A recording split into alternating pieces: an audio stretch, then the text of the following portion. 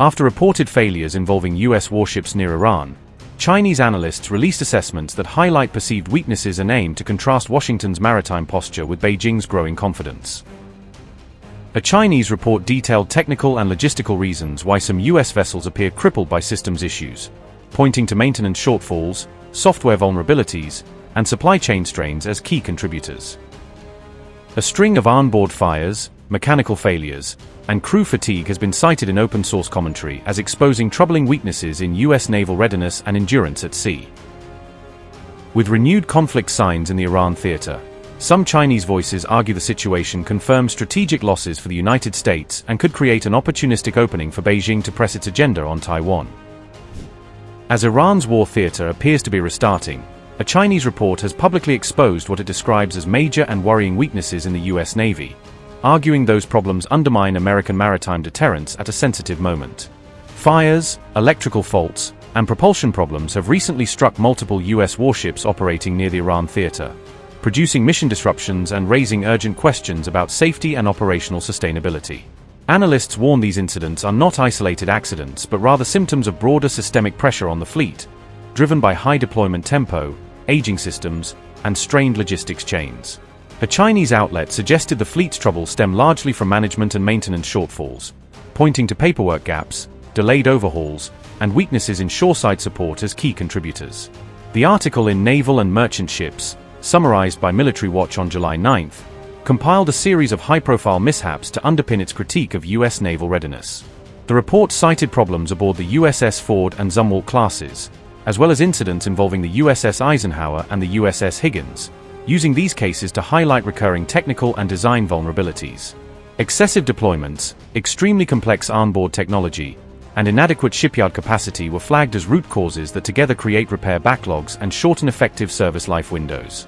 The Chinese analysis argues that growing non-combat losses, from fires to mechanical failures, are steadily eroding the US fleet's available combat power and increasing operational risk during crises. One cited incident saw dozens of sailors fall ill on the USS Nebraska after generator malfunction reportedly released diesel exhaust into living compartments, prompting medical treatment and inquiries. A laundry room fire on the USS Gerald R. Ford was linked in the coverage to maintenance deficits and crew fatigue, an episode critics say exemplifies the human and technical costs of current sustainment shortfalls.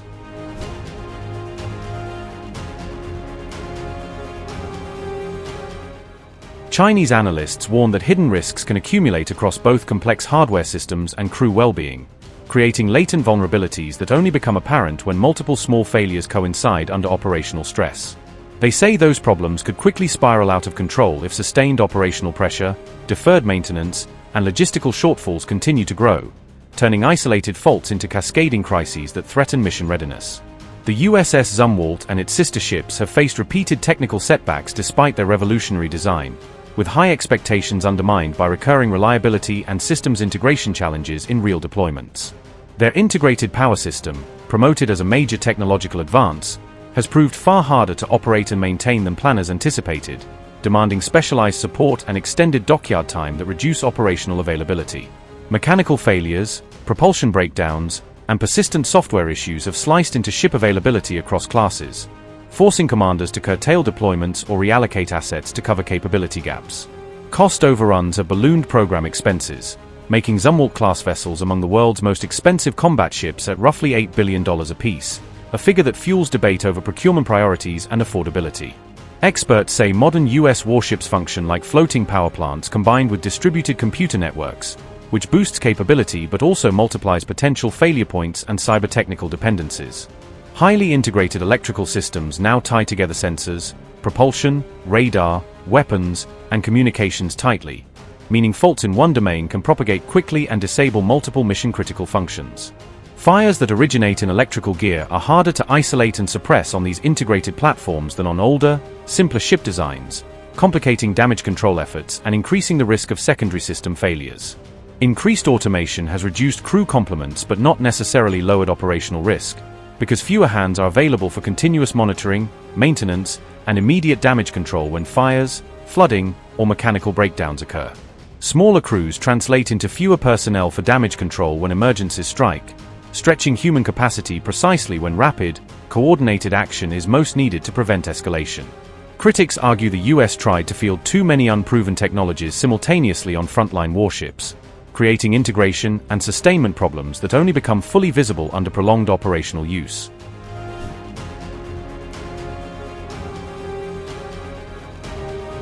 Meanwhile, as Phase 2 of the conflict began, Iran intensified attacks against US allies, launching a series of strikes and proxy actions that amplified regional tensions and forced partner capitals to reassess force posture and diplomatic options. On July 9th, Iran's Revolutionary Guard released a video it says shows missile strikes on US bases across the Gulf, turning battlefield footage into a loud warning to Washington.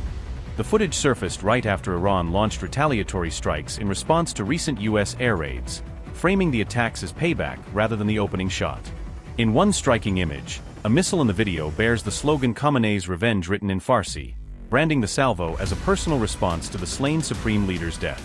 Iran claimed these missiles were aimed at US military facilities in Kuwait, Bahrain and Jordan, signaling that every American foothold in the region is now fair game. The IRGC also pushed out separate footage that it says shows an enemy MQ-9 drone being shot down, portraying the shootdown as proof its air defenses are on high alert. Iran says the MQ-9 was destroyed during the latest exchange of fire on July 8th, casting the downing as part of a broader clash that is steadily edging both sides closer to open war.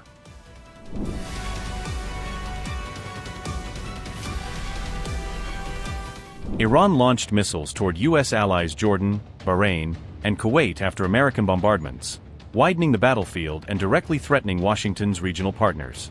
Jordan said it intercepted 8 Iranian ballistic missiles that entered its airspace, showcasing its air defense systems and underlining how close the kingdom came to suffering direct hits.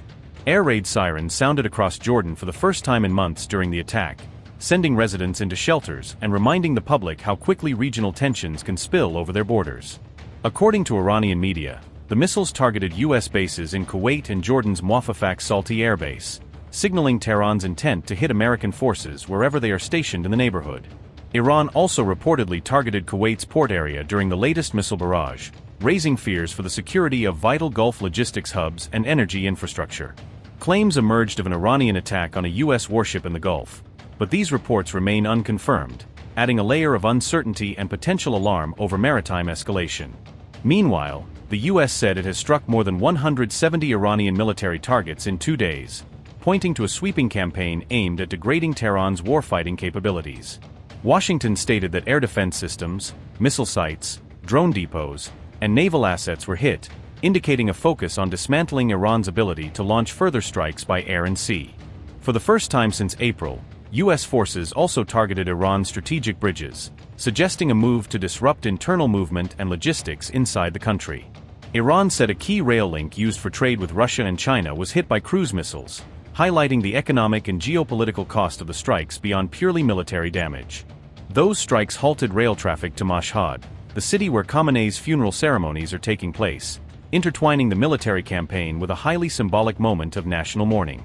Tehran vowed to keep fighting until it thwarts what it called US strategic objectives, signaling that it sees the current confrontation as an existential struggle rather than a short-term flare-up.